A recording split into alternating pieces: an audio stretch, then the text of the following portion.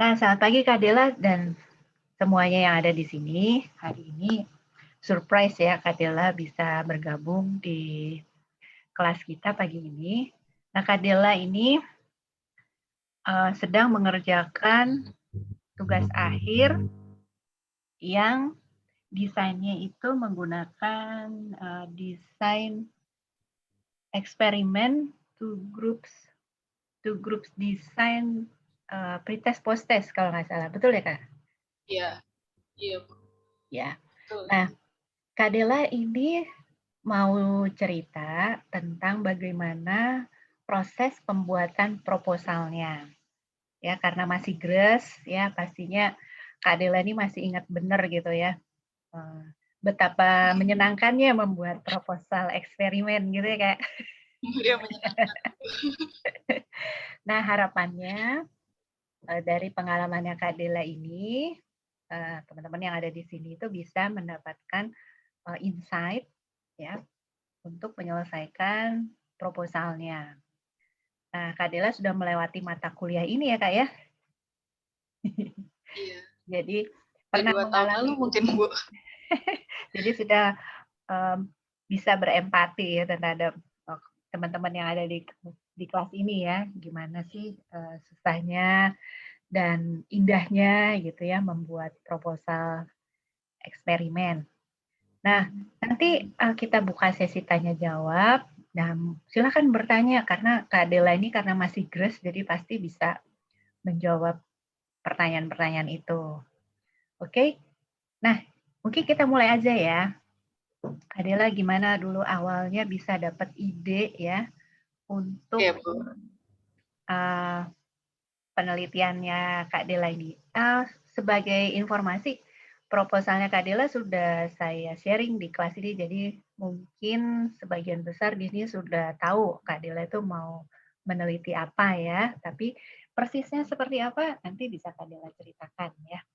Awalnya gimana Kak Dela? Oke. Awalnya tuh sebenarnya kalau dari pertama kan kita cari fenomena dulu ya Bu. Itu kan kebetulan saya magang di SD.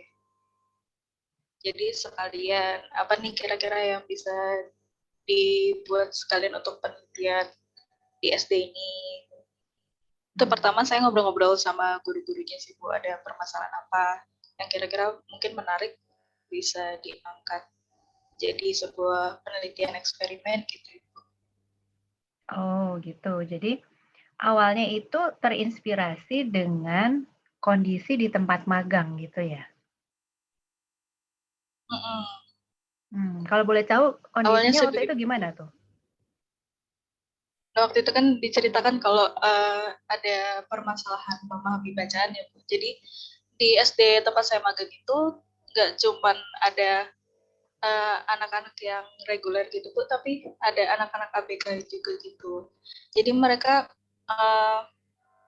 asesmen juga permasalahan belajar dan ternyata ditemukan anak-anak yang nggak memiliki permasalahan belajar, IQ-nya baik, tapi ternyata masih kesulitan dalam memahami bacaan. Mereka bisa membaca, namun tidak paham. Jadi saat mengerjakan soal tentang pemahaman bacaan atau disuruh merikal bacaan yang telah mereka baca, kadang-kadang mereka tidak bisa. Nah, itu juga aku cari riset kemarin itu dapat dari PISA. Itu riset tentang kemampuan membaca anak-anak sedunia. Dan ternyata Indonesia juga masuk ke urutan 70 sekian dari 77 negara. Sih teman-teman. Jadi awalnya itu karena di tempat magang ada fenomena yaitu banyak kesulitan memahami bacaan. anak-anak yang kesulitan memahami bacaan. Nah itu anak kelas berapa? TK kali ya? SD. Oh SD. SD Jadi kelas kemarin berapa Kak? mereka baca bisa gitu.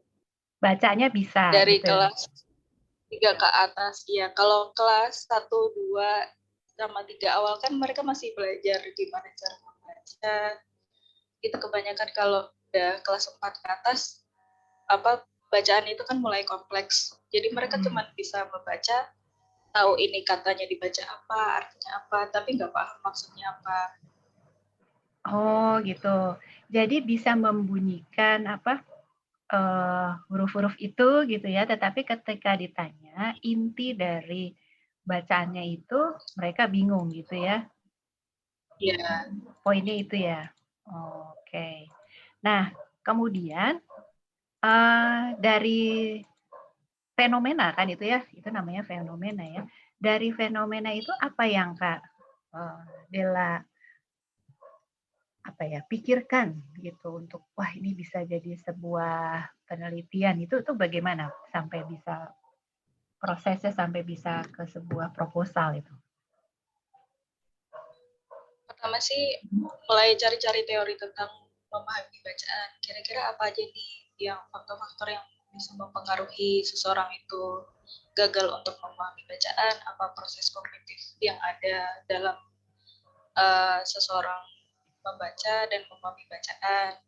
Nah, itu terus ada salah satunya selain mereka mengalami permasalahan belajar atau IQ yang rendah, itu ada tentang kemampuan mereka untuk membayangkan apa yang mereka baca dan membuat gambaran tentang sesuatu yang mereka baca. Nah, saya Berarti mulai tertarik ini mengambil ya, itu. baca teori dulu gitu ya. Kenapa orang itu tidak paham bacaan gitu ya? Oke. Banyak nggak yang dibaca, Kak? Atau cuma satu aja? Ya, lebih dari satu. Lumayan. Lebih dari satu tuh kalau boleh diceritakan tuh kira-kira berapa, Kak? 2 Jumlah gitu? pastinya sih saya lupa sih, Bu. Mhm.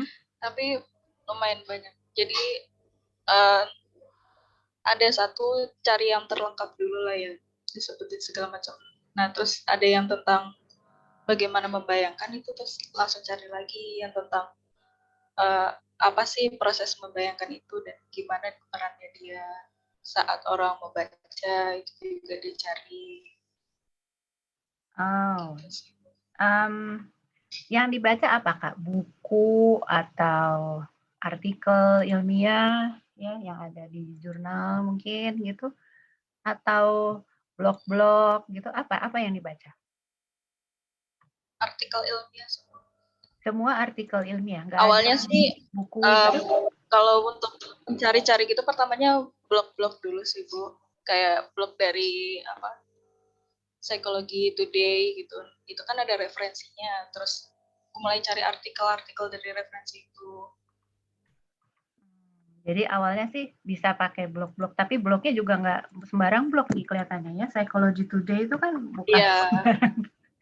bukan sembarang blog gitu ya. Terus dari situ cari artikel yang ada ditulis di situ ya di bawahnya yang referensi itu Referensinya ya. di blognya. Ya. Oke, oke. Setelah itu apa, Kak? Apakah langsung dapet gitu atau gimana?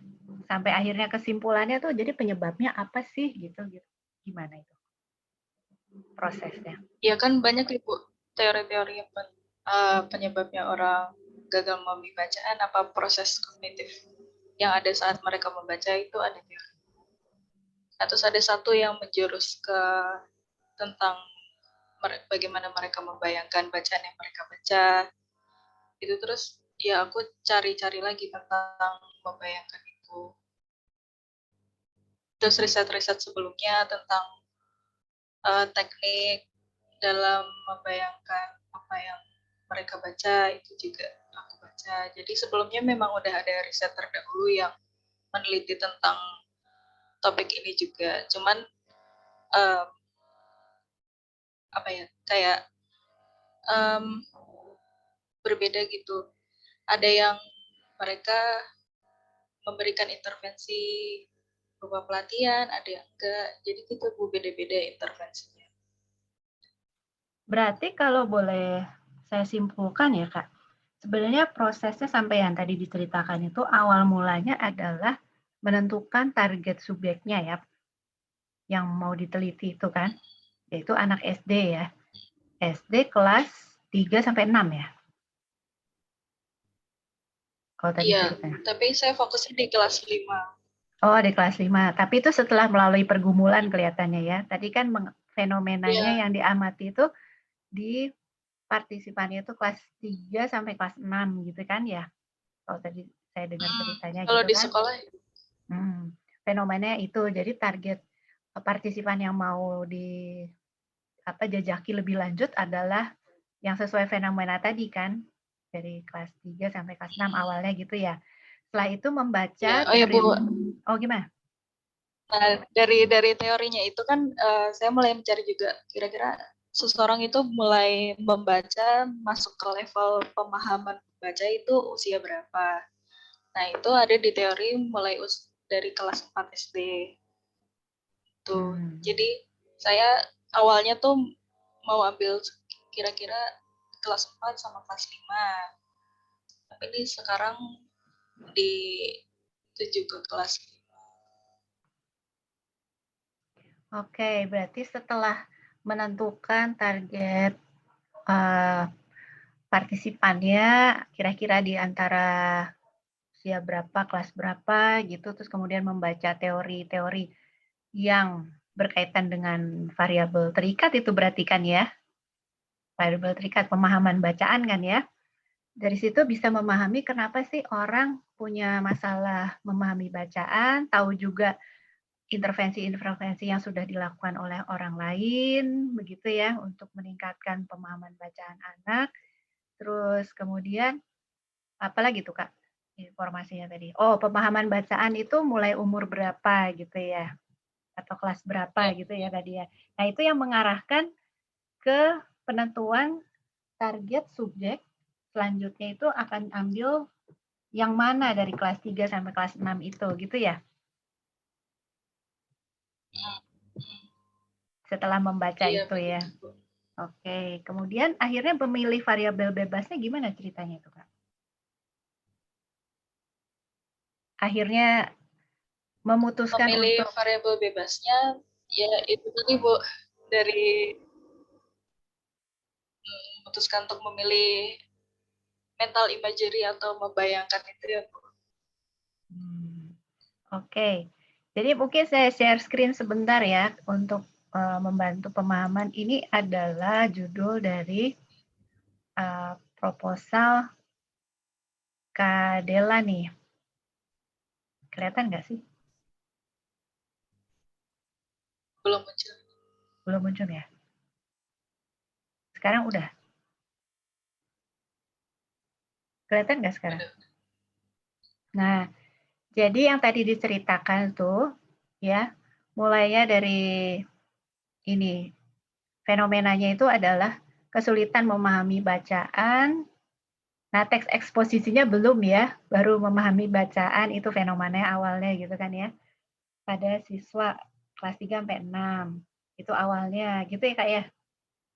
Selanjutnya setelah membaca dan berdiskusi kemudian melihat apa ya, kondisi kondisi siswa, kemudian mempelajari buku-buku ini juga kan kalau nggak salah, buku-buku pelajaran kelas 5 itu ya, kalau nggak salah ya. Iya. Buku-buku pelajarannya seperti apa, akhirnya diputuskan untuk mengambil bacaan teks eksposisi untuk siswa kelas 5. Nah, variabel bebasnya ini ditentukan belakangan ya. Ini setelah membaca Iya. berbagai bacaan tadi yang diceritakan dari artikel-artikel ilmiah, penelitian terdahulu, begitu ya, teori-teori pemahaman bacaan, gitu ya Kak ya? Oke, oke. Lanjut Kak ceritanya. Kemana nih Bu? Teks eksposisi itu ya Bu, belum saya jelaskan Iya, ya. betul. Ini belum nih. Nah, ini sih tentang teks eksposisi ini sebenarnya kan teks itu ada gimana Bu? Iya, betul, betul. Silakan, silakan Kak. Mungkin kita ada delay, jadi tadi saya ngasih respons ada delaynya. Nah kan teks bacaan itu kan macam-macam ya jenisnya. Ada narasi, segala macam eksposisi. Nah, dari penelitian-penelitian sebelumnya itu kebanyakan meneliti dengan teks yang naratif. Kalau teks yang narasi itu kan ada cerita, kadang cerita fiktif. Kalau eksposisi, ya putus-putus. Saya nggak ngomong apa-apa sih, cuma Kak Dela aja. Kayaknya agak putus ya Kak Dela ya. Tapi bisa ditangkap kok. Jadi Nah, intinya pemilihan teks eksposisi ini untuk membedakan dari penelitian sebelumnya sih. Karena juga ada peneliti yang bilang kebanyakan penelitian pada teks narasi.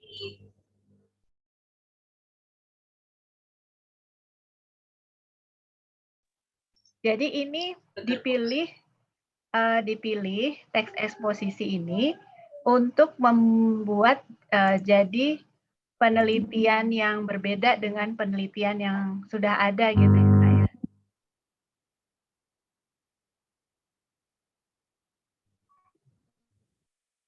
Halo Kak Dela, gitu kan ya? Tadi kita nanggapnya tuh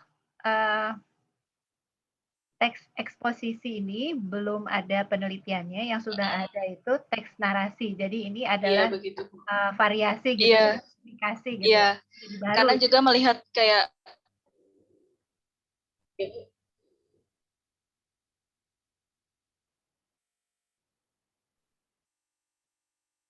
silakan Kak Dela.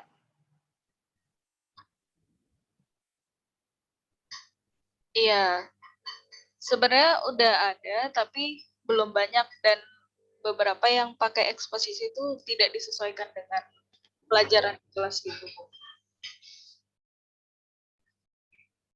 Saya kayaknya harus ganti search internet saya deh. Sebentar Ibu. Ya, silakan Kak.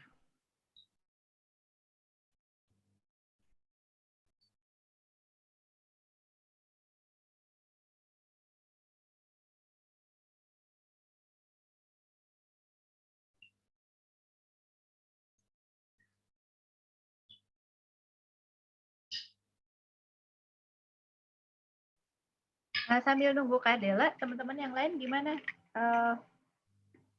Sudah cukup bisa mengikuti ini ya, alur proses pembuatan proposal dari contoh Kak Dela tadi ya? Gimana teman-teman?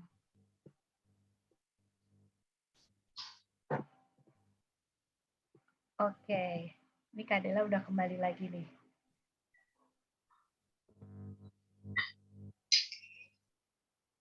Oke, lanjut Kak. Tadi tentang teks eksposisi itu ya Bu? Iya, betul. Nah iya, jadi kebanyakan penelitian itu pada teks naratif. Ada sih yang eksposisi, cuman mereka itu nggak menyesuaikan dengan pelajaran kelas, tapi dibikin sendiri eksposisinya. Nah, kalau teks eksposisi sendiri itu kan banyak ditemukan kayak di pelajaran IPA, pelajaran sosial. Jadi kayak di pelajaran IPA ada menjelaskan tentang tumbuhan, struktur tumbuhan atau tentang tanaman. Itu kan tentang binatang itu ada di kelas 5. Nah, mereka kebanyakan belajar kalau di bahasa Indonesia itu pakai teks-teks narasi, bukan teks eksposisi. Jadi aku coba ngambil yang eksposisi aja biar nanti kalau mereka membaca teks yang pelajaran IPA atau pelajaran sosial, mereka juga bisa. Jadi nggak terus-terusan melihat contoh yang di pelajaran bahasa Indonesia aja, teks narasi. Bagus juga tuh ya Kak, jadi aplikatifnya gitu ya, untuk mata pelajaran yang lain bukan bahasa Indonesia saja ya. Kebanyakan kalau kita bicara tentang pemahaman bacaan atau bahasa gitu kan masuknya ke pelajaran bahasa Indonesia ya Bu? Iya, iya betul. Ya, oke, menarik nih Kak. Baik, terus ini gimana nih Kak intervensinya ini? Boleh diceritakan nggak nih? Gimana sih intervensinya nih? Nah, kalau mental imagery, iya Bu. Nah, gini kali ya. Mana nih? Udah ada ininya belum sih? Oh, modulnya ada di tempat yang lain sih ya. Di Jadi tempat kita paling ya adanya prosedur ini aja jadwal. ya.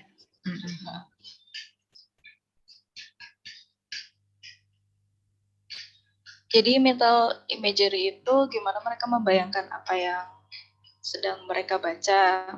Jadi saat mereka baca, mereka bayangkan dulu gimana nih.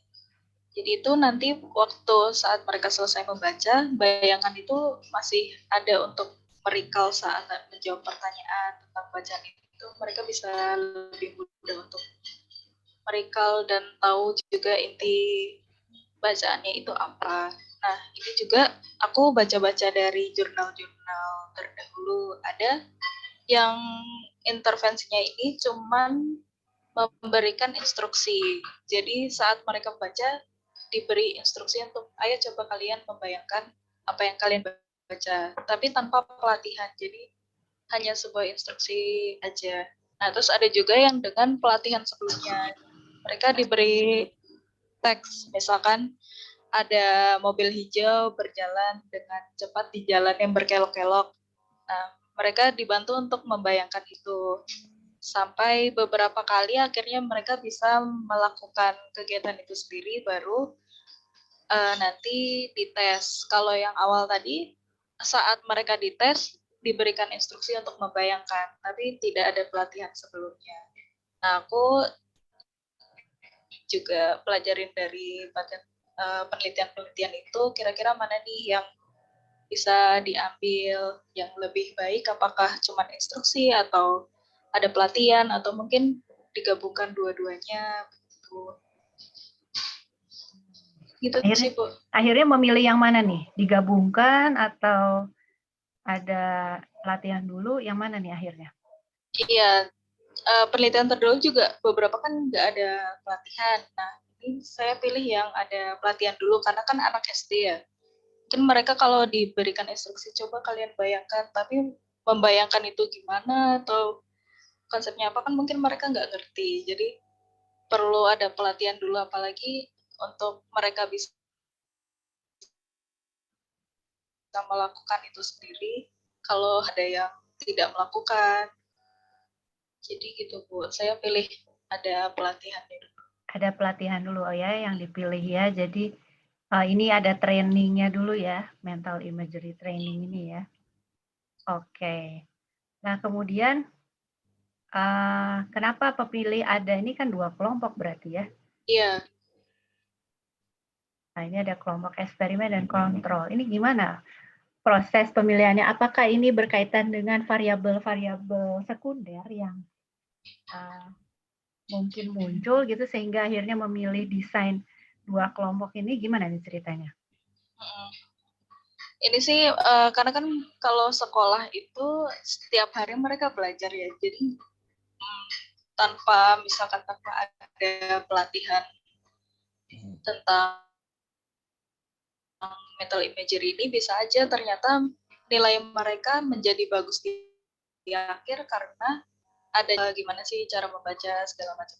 Nah, kalau misalkan kita nggak ada kelompok kontrol, bisa aja ternyata nilai mereka bagus itu bukan karena intervensi yang diberikan, tapi mungkin ada pembelajaran di kelas atau mereka sudah terbiasa dengan soal yang diberikan. Itu sih untuk melihat aja apakah ternyata benar-benar mereka nilainya bagus karena intervensi yang diberikan atau ada faktor lain, jadinya dibuat ada kelompok kontrol. Oke, selain variabel ada pelajaran apa tadi? Pelajaran di sekolah gitu ya. Ada nggak sih variabel-variabel sekunder lainnya yang sudah diprediksi? Ya, itu sih Bu yang utamanya itu sih. Oh gitu. Lalu kenapa ini ada pengukuran kecerdasan, terus ini ya ada kriteria tidak boleh memiliki specific learning disorder. Ini datang dari mana nih? Oh Kriteria-kriteria iya, varian. kriteria partisipannya. Apakah Nah, itu dari karena variabel kan sekunder atau gimana? Ini juga karena berkaitan tadi aku cerita di sekolah ini, sekolah yang inklusi, jadi mereka ada yang memiliki IQ di bawah rata-rata 80, 70, 60, ada juga yang di atas 130. Nah, tingkat kognisi ini kan juga berpengaruh banget sama kemampuan membaca, kemampuan mereka membayangkan. Jadi kalau misalkan kita ambil semuanya tanpa memilih, bisa aja mereka nilainya bagus karena ya mereka udah pintar atau mereka memiliki pemahaman yang lebih karena IQ-nya. Nah, gimana juga dengan anak-anak yang memiliki IQ di bawah 90 ini? Bisa jadi bukan karena mental imagery-nya tidak dilakukan, tapi bisa jadi karena memang kemampuan mereka yang di bawah rata-rata dan untuk memahami itu sulit. Tingkatan soal untuk yang IQ di bawah ini juga di sekolah itu dibedakan. Jadi nggak bisa kalau diikutkan dalam satu tes yang sama di sini. Makanya aku pilih yang memiliki IQ rata-rata. Nah, yang nomor 2 ini, learning disorder ini hambatan belajar ya, kayak disleksia, diskalkulia, disgrafia. Nah, itu juga di sana ada anak-anak yang disleksia, di mana mereka kalau membaca, tapi yang ada di pikiran mereka hurufnya terbalik. Nah, itu kan sudah pasti mereka akan lebih sulit untuk memahami bacaan. Jadi itu juga tidak saya masukkan ke dalam penelitian. Oke. Jadi itu upaya untuk mengendalikan variabel-variabel sekunder yang mungkin akan mengganggu hasil penelitiannya ya, Kak, ya? Iya. Oke oke. Baik, kayaknya udah semua ini diceritakan ya, Kak, ya? Iya. Desainnya juga tadi kita udah sebut ya, ada pretest, posttest. Ini pemilihannya boleh cerita sedikit, Kak, mungkin ini tambahan? Gimana? Eee, Pretest. Pretest, posttest gitu ya kan desain dari penelitiannya pretest, posttest dan ada kontrol grup ya? Awalnya sih mau satu kelompok aja ya. Terus satu kelompok pretest posttest. Tapi karena dilihat sepertinya butuh kontrol juga, jadi saya pilih untuk kelompok kontrol. Nah, pretest posttest ini juga um, buat melihat perbedaan kemampuan pemahaman membaca mereka di awal sama setelah diberikan intervensi gimana. Itu sih, Bu. Oke, sip sip. Kayaknya udah banyak nih ceritanya. Nah, kita buka tanya jawab aja ya, Kak, ya, gimana? Ya, boleh. Oke. Nah, silahkan teman-teman yang pengen bertanya supaya jelas bagaimana proses pembuatan proposal dan mudah-mudahan dapat insight untuk bisa diterapkan di kelompoknya masing-masing ya. Yuk, silakan kita ada waktu sekitar 10 menit untuk tanya jawab. Silakan yang mau bertanya. Langsung aja, mau raise hand boleh, mau ngomong open mic juga boleh. Silakan. Mau diketik di chat juga boleh ya, Kak ya? Ya. Silakan, silakan.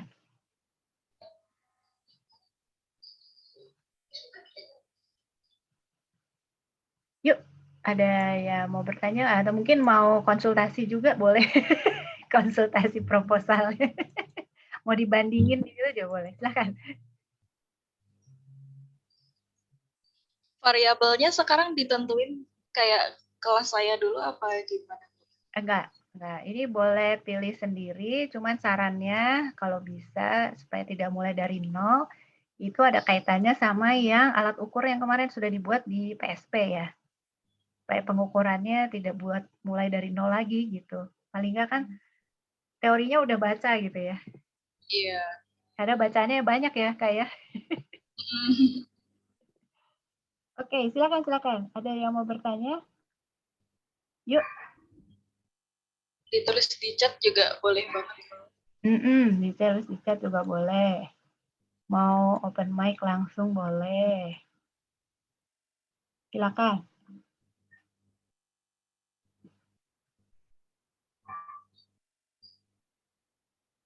Pada malu-malu nih, Kak.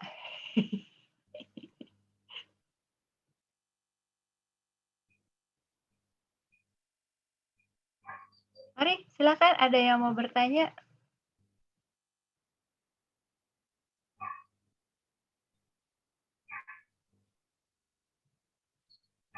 Oh, ini ada pertanyaan nih di chat room, Kak. Dari Francisca.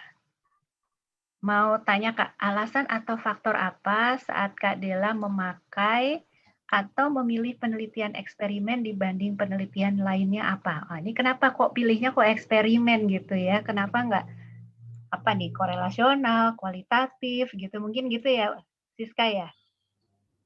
Silakan Kak. Jadi gini sih sis, sebenarnya ya itu aku pengen aja sih awalnya gitu, pengen aja karena kalau eksperimen ini kan ada intervensinya. Intervensinya itu juga mungkin bakal berguna gitu bagi sekolah untuk kedepannya. Harapanku sih gitu. Soalnya kalau kita korelasional itu kadang kan cuma minta angket, ada data, ya udah gitu. Nah kalau dari sini harapannya dari intervensinya itu bisa membantu sekolahnya juga, terus lebih asik aja gitu. Cuman ya lebih susah. Itu sih karena aku pengen ada manfaatnya ke responden juga. Wah, berarti pengennya tuh kalau nanti ini berhasil, begitu ya, membuktikan hipotesis, berarti nanti guru-guru bisa tuh pakai metode mental imagery-nya gitu ya buat dipakai di sekolah gitu ya Kak ya? Oke gitu Iya. sis, ada pertanyaan lanjutannya nggak? Oh tuh, ada kurang lebih penelitian atau observasi secara langsung penelitian ini berapa lama Kak? Kalau observasi itu kan aku lakukan sekalian magang ya. Kalau penelitiannya ambil data itu aku targetin minimal ada 4 kali pertemuan 2 minggu. Nah itu bisa lebih panjang lagi. Karena kita kan kalau di eksperimen benar-benar ngikutin respondennya. Entah respondennya bisa kapan, lingkungannya gimana. Itu juga kan harus dikontrol ya. Jadi lama diambil datanya sih. Kalau aku targetin minimal 2 minggu. Ada 4 pertemuan. Jadi itu berkaitan dengan kondisi di sekolah ya, lagi libur apa Ya. enggak gitu, apalagi sekarang pandemi gini ya. Nah itu dia. Ini ceritanya lucu kan ya. Jadi mau curhat ini saya sempro itu masih offline. Belum pembelajaran online. Nah beberapa hari setelah saya sempro semuanya WFH. Termasuk sekolah. Jadi metode yang tadi langsung di kelas semuanya harus diganti gimana di online. Itu susahnya. Kadang ada kejadian tidak terduga seperti ini ya Bu. Iya, jadi Kak Dela ini seminar proposalnya udah lama sekali, dia setahun yang Iya. lalu, lebih lebih dari setahun yang lalu gitu. Cuma karena ada pandemi ini, memang ini luar biasa nih Kak Dela tuh langsung berubah, memang sempat down juga ya, tuh. Iya. Aduh gimana nih harus berubah gitu, sempat mau ganti penelitian lain gitu ya. Tapi emang luar biasa nih mentalnya nih Kak Dela nih. Jadi ternyata bisa menemukan strategi-strategi untuk mengatasinya. Hebat. Oke, silakan. Ada pertanyaan yang lain? Mari silakan. Menarik ya. Ah, nih dari Nadia.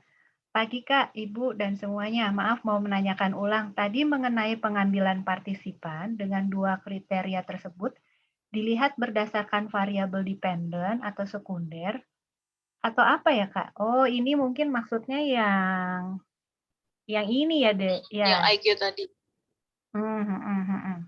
Ini nih, berdasarkan apa nih? Ini untuk mengontrol variabel sekunder atau ini berkaitan sama dependent, nah atau semuanya? Semuanya. Yaitu untuk mengontrol variabel sekunder. Nah, tapi kan tadi dari variabel dependent, kita baca-baca juga. Ah, oke. Jadi Kemampuan membaca itu apa aja nah gini. faktor-faktor yang mempengaruhi. Jadi itu adalah hal-hal yang memengaruhi variabel dependent ini di luar mental imagery ini ya Kak ya, gitu kan? Ya, Jadi itu variabel-variabel sekunder yang bisa memengaruhi pemahaman bacaan di luar variabel bebas. Jadi itu dikendalikan dengan cara menentukan kriteria sampelnya. Tadi mana ya Kak ya? Nah ini. Yaitu IQ-nya harus rata-rata dan tidak punya masalah belajar ya, kayak disleksia gitu-gitu ya. Iya. Supaya yang masuk dalam penelitian ini hanya pengaruh dari mental imagery, bukan pengaruh variabel-variabel lain gitu. Begitu, Nadia. Nah, ini juga kan karena awalnya gurunya cerita ini anak IQ-nya nggak bermasalah, dia juga nggak punya permasalahan belajar, tapi kan tetap nggak bisa memahami bacaan. Nah, kira-kira kalau aku pakai strategi ini bisa apa enggak? Tapi kalau dia memang dari sananya sudah memiliki hambatan belajar, mau pakai strategi ini mungkin bisa berhasil, tapi kan memang dasarnya mereka sudah punya hambatan belajar. Nah, itu bisa mempengaruhi penelitian. Iya. Sip. Terima kasih, Kak. Ada lagi yang mau bertanya? Kita masih ada sekitar 4 menit lagi. Mari silakan. Bu mau open mic. Oh iya silakan dong, boleh banget. Kenapa nggak dari Ini tadi? Langsung aja. maaf Bu. Ini yang apa namanya Kak mau tanya ini pakainya berarti psikotes juga ya Kak? Oh yang Ini ini. ya. Yang IQ tadi yang 90 sampai. Oh. Nah, jadi soal IQ ini kebetulan sekolah tadi kan sekolah inklusi, jadi mereka ada kerjasama dengan yayasan yang menjalankan psikotes. Mereka udah ada hasilnya dari awal aja datanya anak ini IQ-nya berapa gitu. Gimana? Artinya Kak, kalau misal nih ada sekolah yang bukan inklusi dan dia nggak menyediakan apa namanya tes psikologis kayak sekolah-sekolah yang mungkin nggak menyediakan lah Kak. Nah, mungkin ada saran-saran buat kita mungkin yang kayak pengen juga kayak gini, tapi emang sekolahnya nggak menyediakan dan apakah harus harus menyediakan tes psikologis juga atau ada hal-hal lain sih sebenarnya yang bisa digali tapi bukan lewat tes IQ. Sebenarnya itu balik lagi ke topiknya sih. Ini kebetulan kan aku tentang pemahaman membaca. Nah, pemahaman baca ini terkait banget sama IQ dan kemampuan belajar. Nah, mungkin kalian kalau variabelnya itu setelah digali ternyata tidak terkait dengan IQ, itu kalian nggak perlu cari IQ-nya.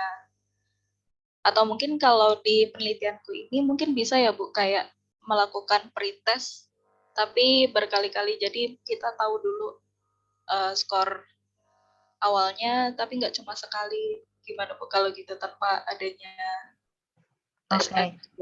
Ya, itu sebenarnya banyak caranya. Bisa kita pakai minta tolong biro psikologi atau psikolog untuk melakukan psikotes itu bisa. Cuman kan itu faktor biaya nanti ya. Iya. Nah, kemudian ada banyak lagi strategi yang lain, di antaranya tadi contoh yang sudah dikasih tahu Kak Dela tadi, itu kita bisa bikin baseline dulu namanya. Baseline tuh kita buat beberapa kali pengukuran seperti desain yang sudah saya jelaskan minggu lalu, yaitu desain time series. Ada beberapa kali pengukuran dulu sebelumnya di awal untuk mengetahui dasarnya tuh seperti apa, baseline-nya tuh seperti apa.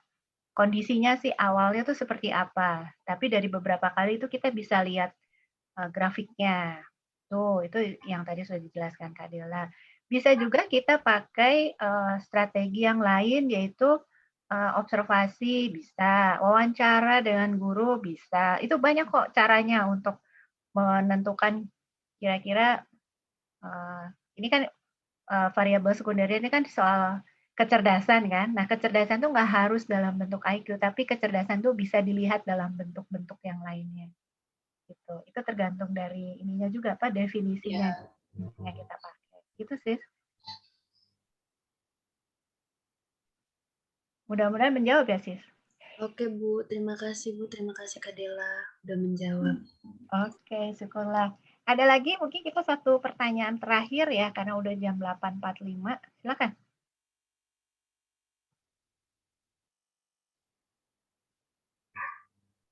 Mari silakan. Ada satu lagi. Terakhir deh. Mudah-mudahan bisa jadi insight ya untuk proposalnya. Atau mungkin ada yang mau lanjut skripsi pakai metode eksperimen, karena jarang ya Bu di fakultas kita. Betul, jarang. Betul, jarang. Sebenarnya menarik ya Kak ya kalau di ya, eksperimen itu ya. Asik gitu ya. Tapi memang persiapannya kalau eksperimen tuh yang harus matang. Gitu. Persiapan. Jadi kalau ini kita udah punya antisipasi ini, kalau ini kita udah punya antisipasinya gitu ya Kak ya. Iya. Oke deh. Gimana, ada yang mau bertanya lagi? Kalau nggak ada, ya kita berterima kasih sekali nih sama Kak Dela sudah mau meluangkan waktunya ya untuk cerita tentang proposalnya ini. Ada kata-kata terakhir nggak untuk teman-teman di sini? Mungkin pesan-pesan atau ada sesuatu yang mau disampaikan berkaitan dengan proposalnya ini yang tadi belum diceritakan mungkin? Kayaknya kalau proposal udah semua ya. Oke. Nanti mereka pusing juga bahas ini. Oh, ini ada nih dari Hana. Satu lagi. Oke. Kita tanya nih. Pagi Bu, saya ingin bertanya apakah menggunakan metode eksperimen dalam penelitian lebih sulit dibandingkan dengan metode yang lainnya? Nah, ini mungkin Kak Adela yang bisa jawab. Gimana Kak? Ya, tadi seperti yang dijelaskan Bu Ati juga perlu tenaga ekstra. Karena kita ada intervensi yang berat itu di intervensinya. Kalau yang lain kan misalkan korelasi, menyiapkan angket, dibagi, olah data udah. Kalau kita angketnya juga kita bagi, terus untuk pretest, post-test. Nah, di tengah itu ada intervensi. Intervensinya itu sih yang membuat itu terlihat lebih sulit dibanding yang lain. Mungkin saya tambahin ya, karena saya punya pengalaman meneliti pakai metode eksperimen, korelasional gitu ya, kualitatif juga. Iya. Sebenarnya kalau menurut saya, eksperimen itu tingkat kesulitannya adalah di persiapannya. Itu persiapannya neritil kalau orang Jawa itu apa ya, banyak gitu loh, detail persiapannya. Jadi ada lembar observasinya gitu kan, untuk mengobservasi pada saat pelaksanaan, sebelum dan sesudah, wawancara dan sebagainya itu, semuanya itu kita pikirkan. Bahkan mungkin ada observer lain ya, yang harus kita libatkan untuk membantu kita dalam menganalisis, mengamati prosesnya, mungkin harus perlu kamera, CCTV atau apa gitu. Itu semua tuh kita persiapkan secara mendetail. Tapi justru di situ kalau buat saya itu yang sangat menarik tuh, karena kita memikir apalagi kita tuh rapi gitu. Ya, gitu ya Kak Dela ya. Rapi, detail semuanya. Jadi pada saat pelaksanaan itu ya udah kita tinggal jalan, apalagi analisisnya cepat sekali itu. Ya, analisisnya cepat. Cepat sekali karena kita sudah persiapan semuanya dengan matang. Kalau kualitatif itu di awalnya kita tidak terlalu banyak mendetail karena kita harus tergantung pada kondisi saat mengambil data. Itu sangat unpredictable lah kalau kualitatif itu. Kalau eksperimen tuh predictable gitu ya. Kira-kira gitu. Kalau kualitatif tuh nanti lamanya tuh di analisis datanya. Lama sekali. Kalau eksperimen lamanya di bab 3 metode itu. Di metode itu harus detail sekali apa yang harus disiapkan. Sama cara kontrol untuk variabel sekunder. Tapi habis itu kita jelasinnya gampang. Penjelasannya, pembahasan, itu analisis itu cepat sekali. Karena kita udah siap semuanya. Gitu sih Hana. Moga-moga menjawab pertanyaannya ya. Semoga tertarik juga. Iya, betul. Menarik lah pokoknya kalau eksperimen tuh di awal. Kalau yang suka persiapannya matang, eksperimen tuh cocok. Gitu. Kalau yang suka unpredictable tuh kualitatif tuh banyak. Itu apa, go with the flow kayaknya. Istilahnya. Gitu Tapi ya. teman saya unpredictable banget tuh, Bu. Respondennya itu ada yang meninggal, dia kualitatif. Nah, itu ya itu benar, itu kalau kualitatif itu unpredictable-nya itu ada di situ. Nanti udah mau diwawancara lagi nggak mau dan lain sebagainya, itu wah banyak.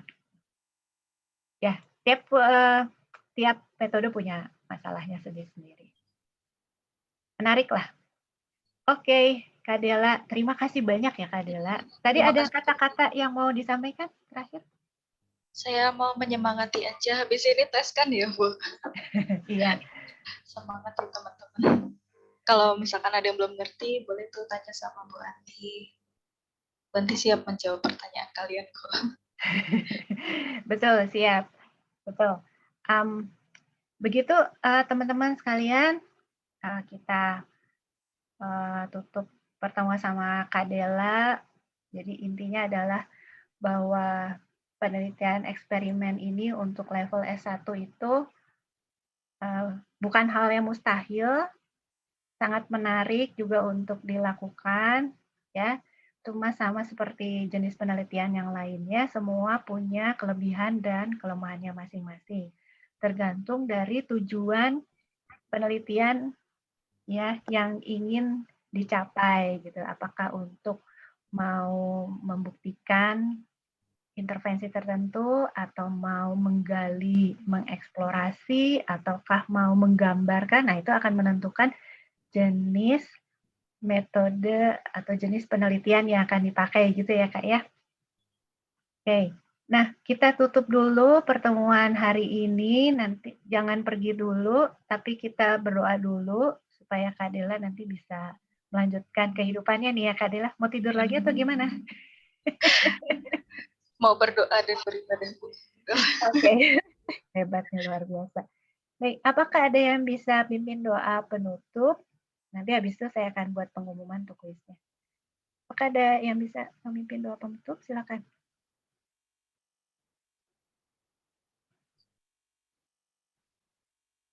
Ada yang mau memimpin doa penutup?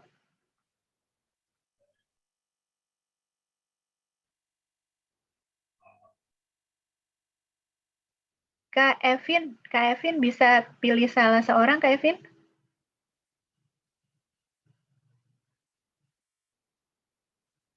Halo, Kak Evin ada di sini?